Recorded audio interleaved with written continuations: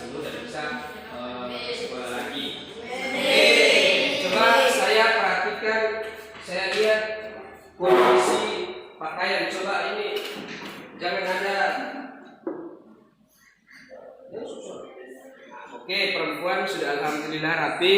Yang laki-laki, coba itu apa? Kancing itu sebenarnya biar diganti. Songkok itu jangan di sini ini. Oke, ada sih. Oke, sebelum kita mulai pelajaran, kita berdoa dulu. Mungkin salah satu di antara kalian atau ketua kelas bisa maju di depan untuk memimpin doa. Tegak, maju di depan.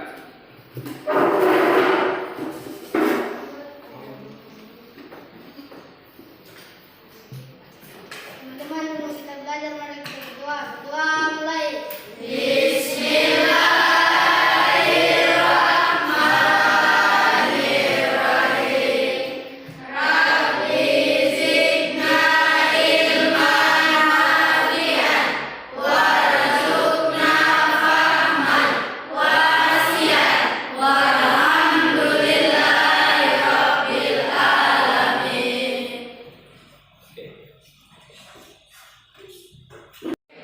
Siswa sekalian, sebelum kita mulai pelajaran, kita melakukan senam otak dulu dengan cara bernyanyi lagu Garuda Pancasila. Oke, 1, 2, 3. Garuda Pancasila, aku tak mendukungmu, patriot proklamasi,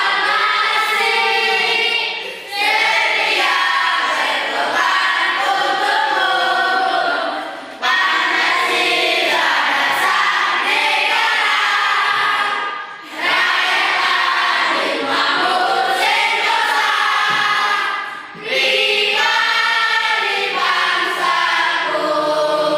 Ayo maju, maju, ayo maju, maju, ayo maju, maju. Ingat, jadi tujuan pembelajaran kita pada hari ini adalah yang pertama apa?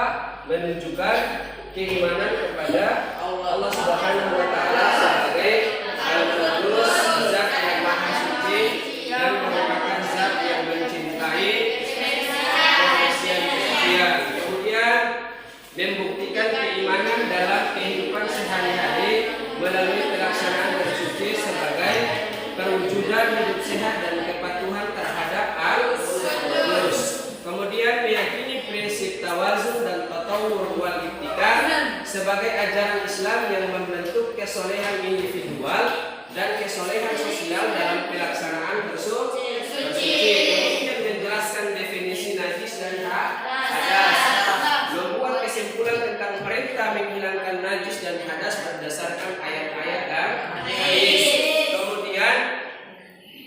Kemudian membandingkan jenis-jenis najis ditinjau dari tata cara mensucikan dan ditinjau dari bentuk barangnya. Kemudian membedakan tata cara pelaksanaan bersuci dari hadas kecil dan hadas besar. Mendemonstrasikan tata cara pelaksanaan bersuci dari najis dan hadas sesuai dengan ketentuan baik yang diwajibkan, sangat dianjurkan dan disunahkan. Jadi ini adalah tujuan pembelajaran kita pada hari ini. Ya. Bisa dipahami? Bisa. Oke. Lanjut kemudian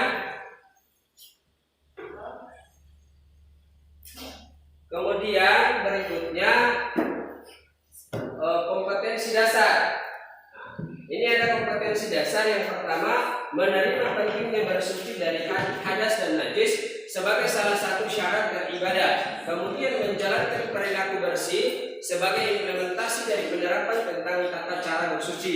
Menerapkan tata cara bersuci dari hadas dan najis, kemudian mempraktikkan tata cara bersuci dari hadas dan najis.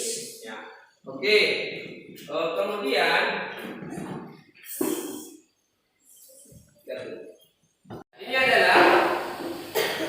adalah kelompok. Jadi coba bacakan nama kelompok sekaligus materi yang diberikan tadi. Silakan. Kelompok A.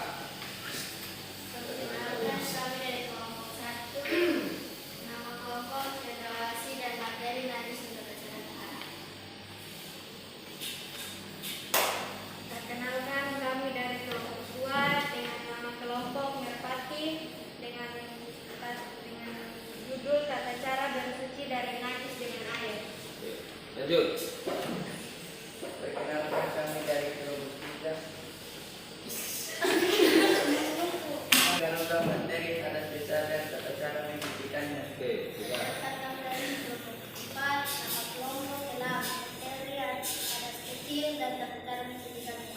Ya, oke, itulah nama-nama kelompok. Coba kasih aplaus dulu.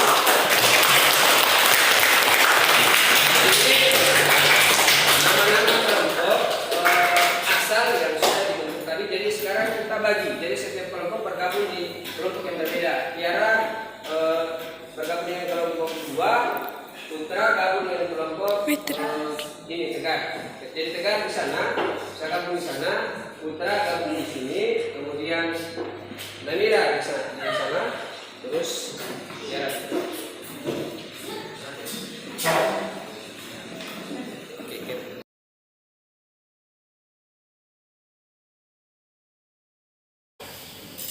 Jadi untuk materi kita hari ini adalah bersuci dari najis dan hadas. Kemudian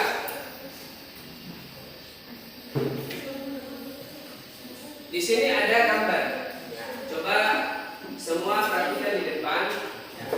Itu gambar di antaranya ada gambar apa ini? Sedang apa nih? Mencuci kamar. Kemudian ini sedang mandi bersih. Kemudian ini apa? Berwudu. Ya. Lalu yang ini apa? Tayammum atau bersuci dengan menggunakan tanah. Ya. Coba diamati, saya kasih kesempatan 2 menit untuk mengamati gambar. Bisa diperhatikan gambarnya, kelihatan gambarnya. Coba. Oke. Setelah kita perhatikan, kita masuk ke materi.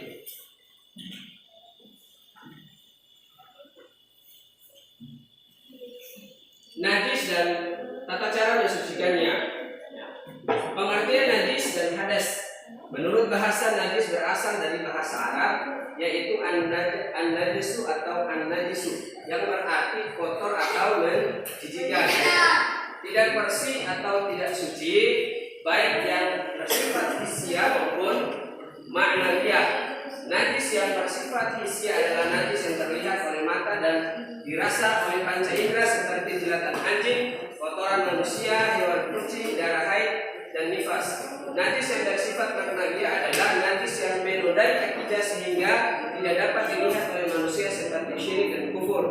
Menurut istilah, najis bisa diartikan suatu benda yang mengotori pakaian atau badan kita yang menghalangi sahnya ibadah kita kepada Allah Subhanahu wa taala.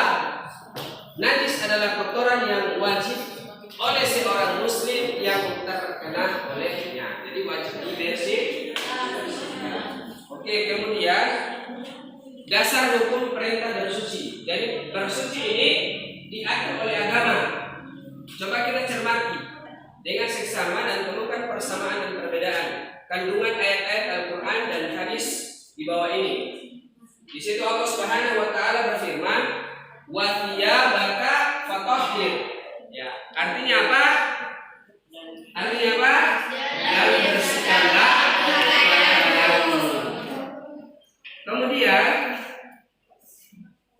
Kemudian saya perhatikan di depan. Firman Allah Subhanahu wa taala artinya bersihkanlah rumahku untuk orang-orang yang tawaf, orang-orang yang iktikaf, dan orang-orang yang ruku dan orang-orang yang sujud.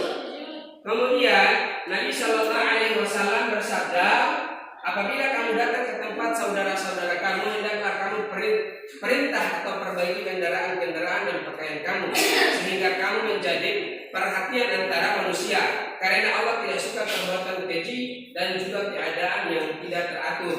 Ya, hadis diriwayatkan oleh Imam. Kemudian macam-macam najis dan tata cara. Ya, seperti tadi sudah dijelaskan kan. Ya, yang pertama najis apa tadi? Khafafah atau najis ringan. Kemudian najis mutawassita dan najis mughalladah atau najis berat. Kemudian tata cara bersuci. Nah, di sini ada tata cara bersuci dari najis dengan menggunakan air. Nah, di di situ ada dibersihkan terlebih dahulu apa? Sifatnya, sehingga warna, bau, dan rasa najis tidak lagi kelihatan. Kalau bisa kita terkena kotoran, maka kita cukup dengan cara apa? Membersihkan. Kemudian setiap siswa menyampaikan materi masing-masing. Silakan kelompok A atau siapa? Kelompok apa tadi? Merpati. Silakan dibaca. Materi yang ingin saya bacakan adalah tata cara bersuci dari najis dengan air. Tata cara penyucian najis. Di antara tata cara penyucian najis terbagi atas 3. Cara pertama yaitu air dicampur dengan debu yang suci dalam satu tempat. Kemudian disiramkan ke tempat atau benda yang terkena najis. Cara kedua, menaruh debu di tempat atau benda yang terkena najis, lalu menyiramkan air dengan menggosokkannya, dan diakhiri dengan menyiram dan mengelap air dengan benda yang bersih. Cara ketiga, menyiramkan air ke tempat atau benda yang terkena najis, lalu menaburkan debu dan selanjutnya mencampur keduanya serta menggosok-gosokkannya, dan diakhiri dengan mengelap air dengan benda yang bersih. Oke. Sekarang kita ke kelompok apa? Kelompok apa tadi? Oke, silakan dibacakan materinya. Saya akan membacakan materi yang berjudul Najis dan Tata Cara Tahara. Najis mukhafafa atau najis ringan. Mukhafafa adalah najis yang diringankan seperti air kencing bayi laki-laki dan perempuan yang belum pernah makan sesuatu kecuali ASI atau air susu ibu. Cara mensucikannya cukup dengan mencucikan air ke bagian yang terkena najis sampai bersih. Najis mutawasita atau najis sedang. Mutawasita merupakan najis yang berada di tengah-tengah antara mukhafafa dan mughalazah, dan najis yang keluar dari kubur dan dubur manusia kecuali air mani. Najis mughalazah atau najis berat. Mughalazah adalah najis yang diperberat seperti anjing dan babi. Termasuk najis ini adalah air liur kedua binatang tersebut, sperma keduanya, dan anak-anak dari hasil persilangan dengan hewan lainnya. Cara mensucikannya, lebih dulu dihilangkan wujud benda najis itu, kemudian dicuci dengan air bersih 7 kali dan salah satunya dicampur dengan debu. Oke, itu dari kelompok apa tadi? Saya lupa beri aplaus. Jadi kita beri aplaus dulu untuk kelompok A dan kelompok B.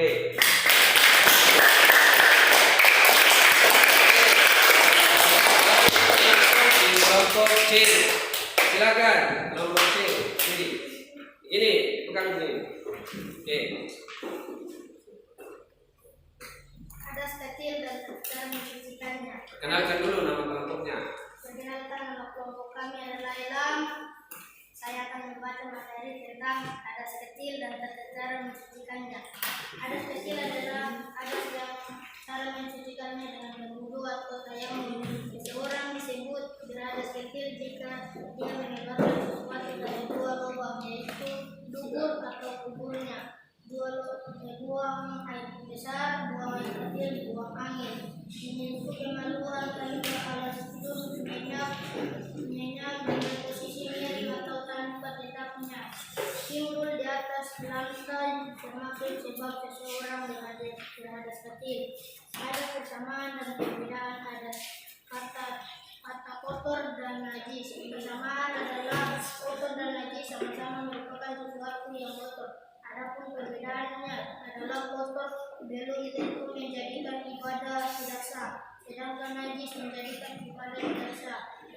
Kesimpulannya adalah mencucikan najis sudah pasti menyertakan perbuatan membersihkan kotoran, tetapi membersihkan kotoran belum tentu termasuk bagian dari mencucikan najis. Kita juga ingat perbedaan mendasarnya kotoran yang mencucikan belum tentu najis, namun najis sudah pasti kotor dan mencucikan. Oke, itu kelompok. Coba kita bicara dulu.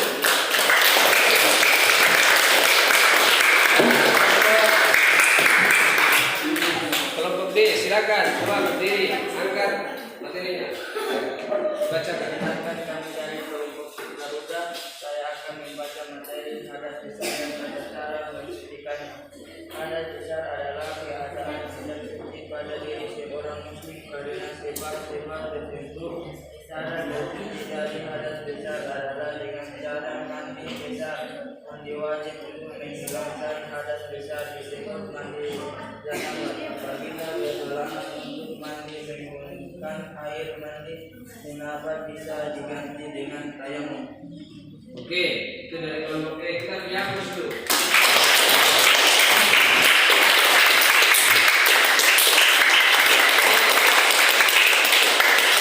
Jadi sekarang kita ke tahap berikutnya. Setiap kelompok tadi sudah menyampaikan hasilnya. Sekarang kita masuk di diskusi. Ya. Jadi tadi bagian daripada hasil presentasi kita masing-masing. Jadi setiap apa yang sudah kita diskusikan itu harus dipahami. Nah, jangan hanya sekedar kita dengar saja, tapi kita pahami dan kita bisa terapkan dalam kehidupan kita sehari-hari, baik di lingkungan sekolah maupun di lingkungan rumah. Dan terbiasakan untuk hidup bersih. Itulah agama kita Islam. Jadi Islam itu agama yang luar biasa karena kebersihan kita mulai dari cara berpakaian, kebersihan hati itu diatur oleh agama kita. Jadi Allah Subhanahu wa taala mengatur kehidupan manusia mulai dari tidur sampai tidur kembali. Nah, itulah indahnya Islam. Karena orang beribadah saja harus bersih suci. Nah, tidak boleh ada kotoran atau najis yang menempel pada tubuh kita. Begitupun ketika kita dalam keadaan tidak suci, Allah Subhanahu wa taala memberikan keringanan bagi kita untuk tidak beribadah. Bukan berarti tidak sama sekali, tapi ada jedahnya. Setelah kita sudah bersih, maka kita diperintahkan untuk melanjutkan ibadah kita, sholat, kemudian puasa dan lain sebagainya. Itulah salah satu bentuk keringanan yang diberikan oleh Allah Subhanahu wa taala dengan kondisi-kondisi tertentu. Baru atau tidak? Tidak dimiliki oleh karena itulah hal yang ada dalam Islam. Allah diberitahu di mana tingkat kebersihan. Jadi kebersihan itu bukan hanya dari luar, bukan dari segi pakaiannya saja, tapi dari dalam hati. Ala bidzikrillah tatma'innul qulub.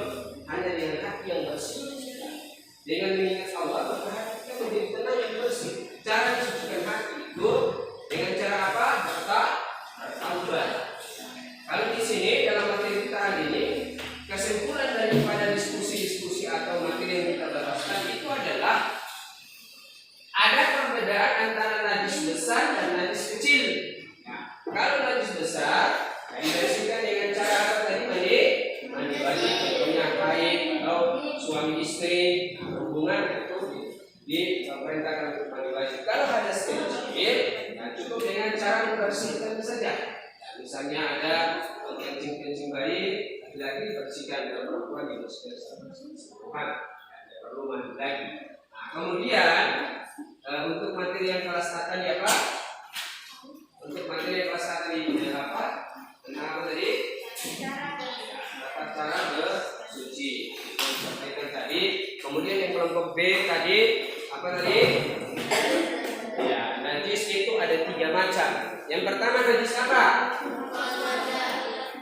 Yang pertama najis apa? Atau disebut dengan najis ringan. Yang kedua najis apa? Mutawasita atau disebut dengan najis sedang. Yang ketiga najis apa? Kafafah itu najis ringan. Yang najis berat atau najis cara dibersihkan ketiga najis ini belum berbeda-beda sesuai dengan apa yang telah disampaikan tadi. Oke, bisa dipahami? Alhamdulillah. Setiap siswa menyampaikan materi masing-masing. Silakan kelompok A atau siapa? Kelompok apa tadi? Merpati. Silakan dibaca.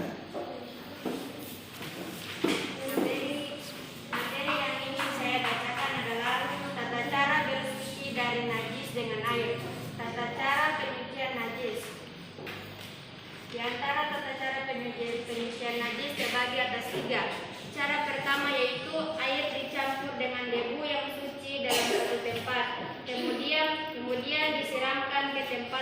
benda yang terkena najis.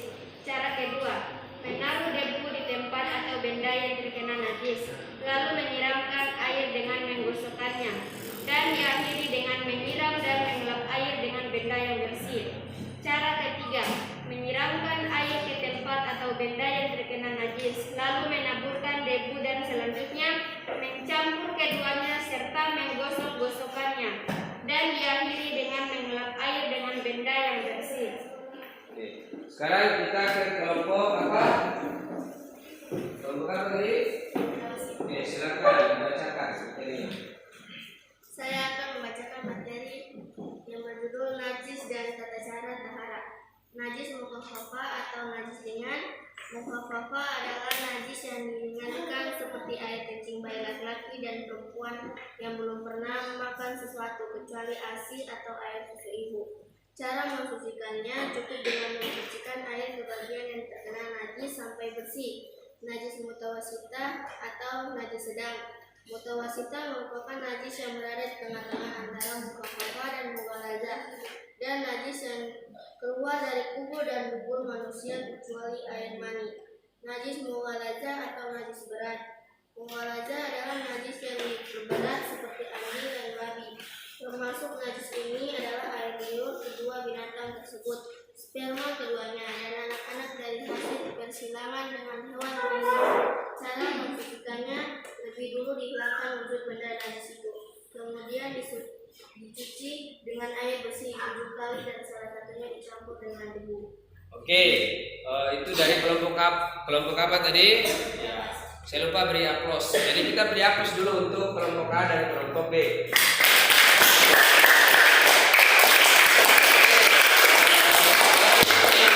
Kelompok C, silakan. Kelompok C, ini pegang ini. Oke. Hadas kecil dan cara mensucikannya. Kenalkan dulu nama kelompoknya. Perkenalkan, nama kelompok kami adalah Ilham. Saya akan membaca materi tentang hadas kecil dan tata cara mensucikannya. Hadas kecil adalah hadas yang cara mensucikannya dengan berwudu atau tayamum. Seseorang disebut berhadas kecil jika dia mengeluarkan sesuatu dari dua lubang, yaitu dubur atau kuburnya. Buang air besar, buang air kecil, buang angin. Menyentuh kemaluan tanpa alas itu menyenyak dengan posisi miring atau tanpa tetapnya. Timbul di atas lantai semakin sebab seseorang berhadas kecil. Ada persamaan dan perbedaan hadas kata kotor dan najis. Persamaan adalah kotor dan najis sama-sama merupakan sesuatu yang kotor. Adapun perbedaannya adalah kotor belum tentu menjadikan ibadah tidak sah, sedangkan najis menjadikan ibadah tidak sah. Kesimpulannya adalah mensucikan najis sudah pasti menyertakan perbuatan membersihkan kotoran, tetapi membersihkan kotoran belum tentu termasuk bagian dari membersihkan najis. Kita juga ingat perbedaan mendasarnya kotoran yang mensucikan belum tentu najis, namun najis sudah pasti kotor dan membersihkan. Oke, itu kelompok C kita beri dulu.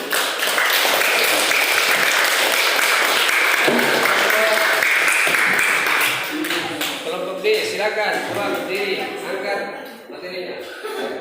Bacakan. Kami dari kelompok Garuda, saya akan membaca materi hadas besar dan tata cara mensucikannya. Hadas besar adalah keadaan tidak suci pada diri seorang muslim karena sebab tertentu. Cara bersuci dari hadas besar adalah dengan cara mandi besar. Mandi wajib untuk menghilangkan hadas besar disebut mandi janabah. Apabila berhalangan untuk mandi menggunakan air mandi janabah bisa diganti dengan tayamum. Oke, itu dari kelompok B. Kita beri aplaus dulu.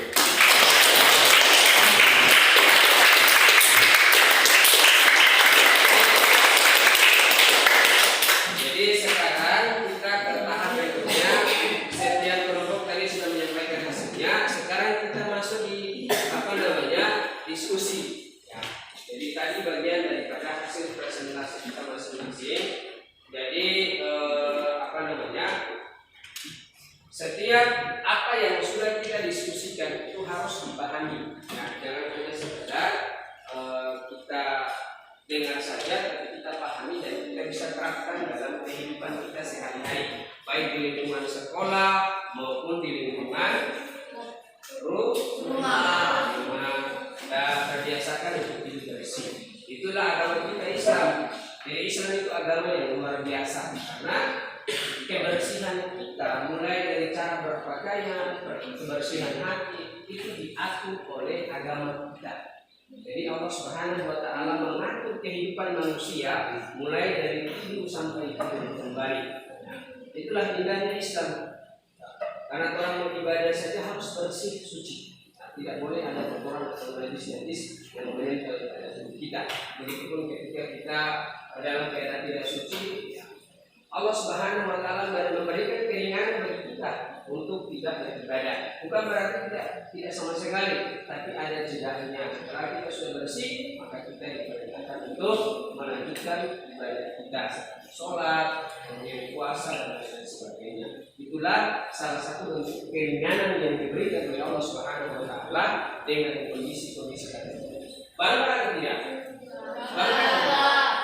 Tidak dimiliki oleh karena itulah hanya ada dalam Islam. Allah diberitahu di mana tingkat kebersihan. Jadi kebersihan itu bukan hanya dari luar, bukan dari segi pakaiannya saja, tapi dari dalam hati. Ala bidzikrillah tatma'innul qulub.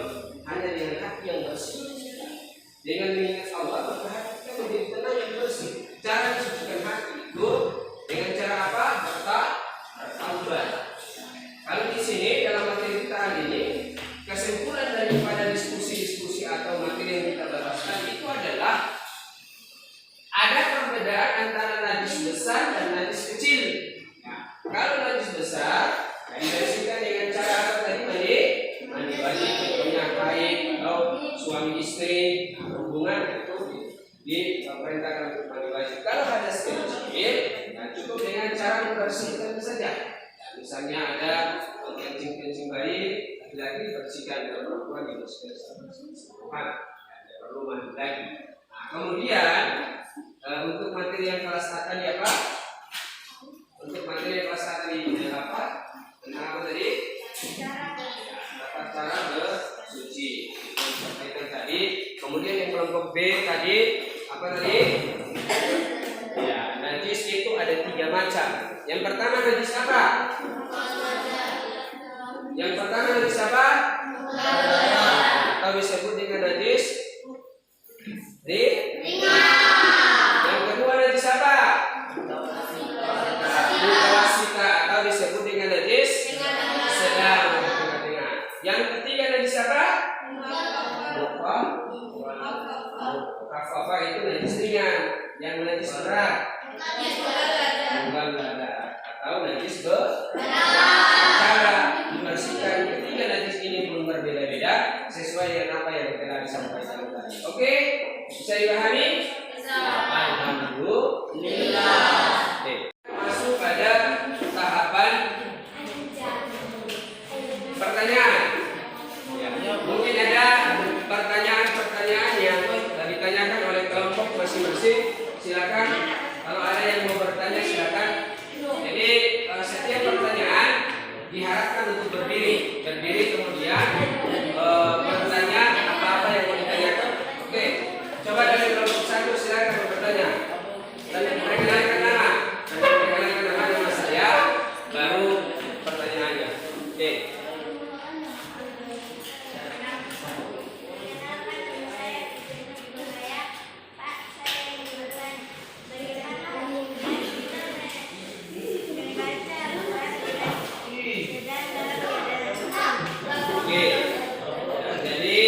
Pertanyaan dari kelompok 1 yang pertama adalah apa hukumnya ketika kita membaca Al-Quran sementara dalam keadaan haid? Yang dilarang oleh agama adalah menyentuh. Kalau baca boleh, dibaca boleh tanpa menyentuh. Nah, bisa juga kita menggunakan sarung tangan karena jangan sampai dengan alasan kita haid kemudian kita tidak mau baca Al-Quran.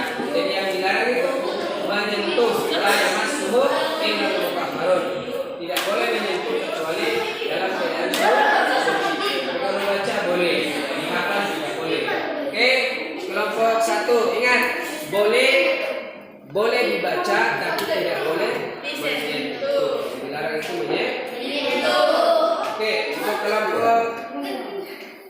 silakan pertanyaannya.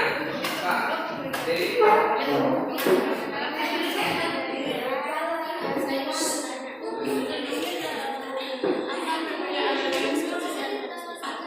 Oke, silakan. Terima kasih. Jadi, dengar. Apa perbedaan antara najis kecil dan hadas kecil dan hadas besar? Nah, kalau hadas kecil itu berupa tadi, misalnya kotoran-kotoran, najis kotoran, misalnya kotoran ayam, kotoran apa lagi? Kucing. Nah, itu disebut dengan najis kecil. Ada itu najis besar. Itu misalnya apa? Kayak jilatan anjing itu masuk dalam najis besar. Kemudian apa lagi? Babi misalnya, babi itu juga masuk dalam najis besar. Jadi kalau misalnya kotorannya, dagingnya dia halal dimakan, maka kotorannya najis kecil dengan cara bersihkan ayam, sapi, dengan cara itu. Kalau misalnya ada hadas besar, misalnya di basah, kemudian situasi itu dilakukan dengan cara tadi. Oke, untuk kelompok C silakan pertanyaannya apa? Kelompok C silakan. Berdiri naik, baca tegak.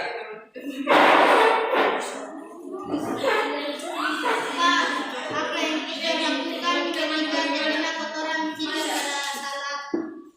Ya, apa yang dilakukan ketika kita terkena kotoran cicak pada saat kita sholat? Kalau misalnya kotoran cicak pada saat kita sujud kemudian terkena kotoran cicak, ada dua hukum.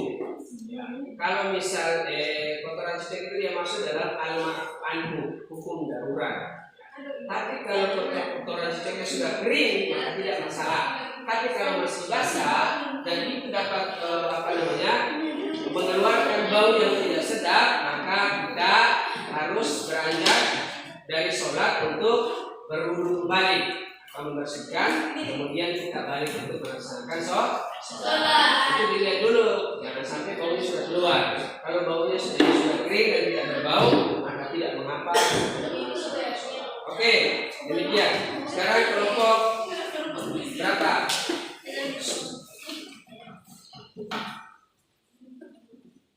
Kelompok D, silakan pertanyaannya. Apa hukum seorang laki-laki yang sudah balik dan sudah mimpi basah ketika sholat dan tidak ada air? Ya, ini apa yang dilakukan ketika kita sudah dewasa, menstruasi atau mimpi basah?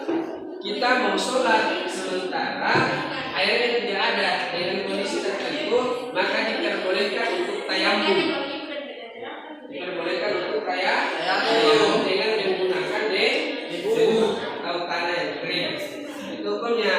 Jadi air itu dilihat kalau memang tidak ada air sama sekali, atau misalnya kita mimpi basah kemudian kita dalam keadaan sakit dan tidak bisa kena air. Kalau kita kena air, kita sakitnya makin parah, maka diperbolehkan untuk tayamum. Seperti itu. Oke, jadi itulah hasil pertanyaan kalian.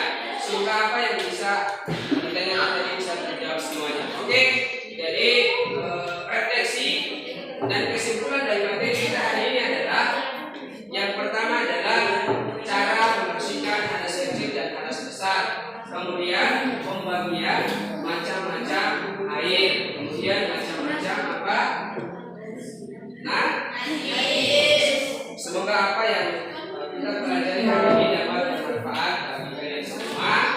Dan apa yang terpenting adalah insya Allah nanti kita lanjut pada materi-materi yang berikutnya tentang sholat Jumat. Tentang apa tadi? Sholat Jumat.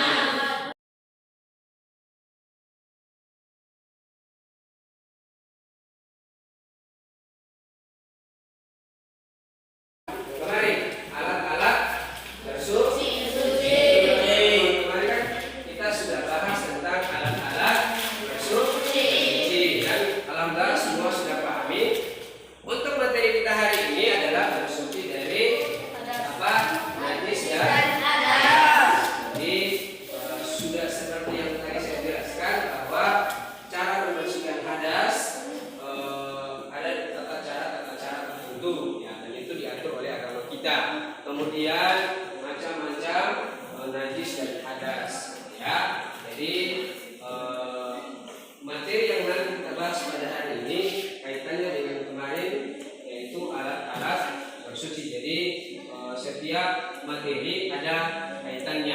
Allah, pada pertemuan berikut kita akan masuk lagi dengan materi selanjutnya.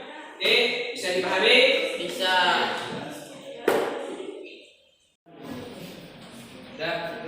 Oke, sekarang kita evaluasi. Jadi evaluasinya di sini ada soal-soal. Ya, nanti soal-soalnya kita jawab bersama. Ya. Coba kita perhatikan di sini. Di sini diminta pilihlah salah satu jawaban yang paling benar. Najis ada 3 macam, yaitu najis mughalladah, mutawassithah, dan najis mukhaffafah. Termasuk najis mukhaffafah di bawah ini adalah, siapa yang bisa jawab? A. Air kencing bayi yang belum makan apa-apa kecuali AC, air kencing yang sudah kering, air teh yang kemasukan lalat, air minum anjing. Apa itu mughalladah? Mukhaffafah itu najis apa? Mukhaffafah najis apa?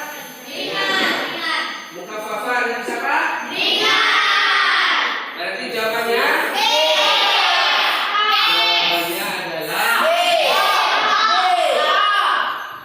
air kencing bayi yang belum.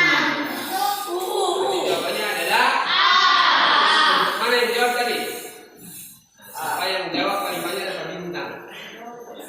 Oke, sekarang saya kasih kesempatan kelompok B. Saya kasih kelompok mana kamu ke A.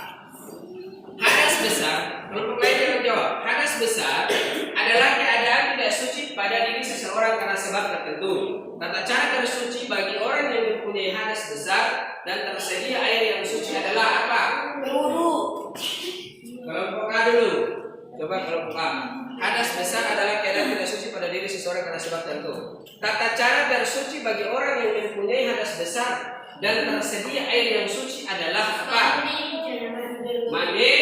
Mandi janabah. Jawabannya 100. Berikan aplaus.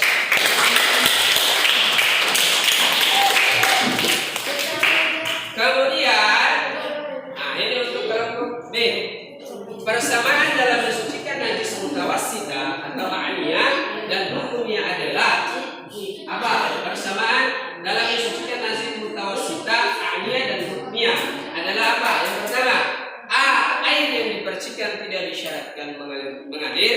B. Warna, rasa dan bau najis dihilangkan terlebih dahulu. Kemudian langsung diusap memakai guide, disiram dengan air mengalir. Jawabannya apa? Ayo, kelompok A. Persamaan dalam mensucikan najis mutawassithah itu najis apa? Najis ringan. Mutawassithah itu najis apa? Najis ringan. Coba.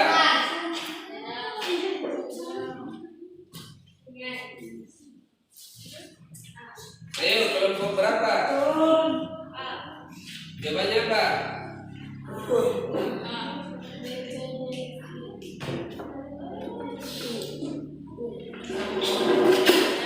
Siapa yang tahu?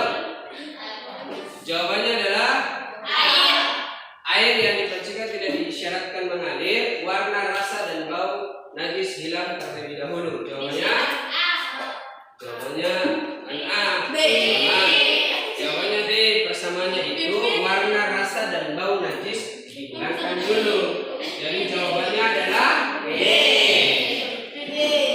Jadi persamaan bukan perbedaan. Jadi perbedaannya, persamaannya itu inti dari najis tadi hilang dulu semua, bau, rasa, hilang dulu dari tubuh kita. Itu persamaannya, beda dengan perbedaan. Bisa dipahami? Ya, oke. Sudah, sekarang sekian dan terima kasih. Oke, jadi sebelum kita akhiri pelajaran kita pada hari ini, kita berdoa dengan membaca kafar majelis. 1, 2, 3. Bismillahirrahmanirrahim.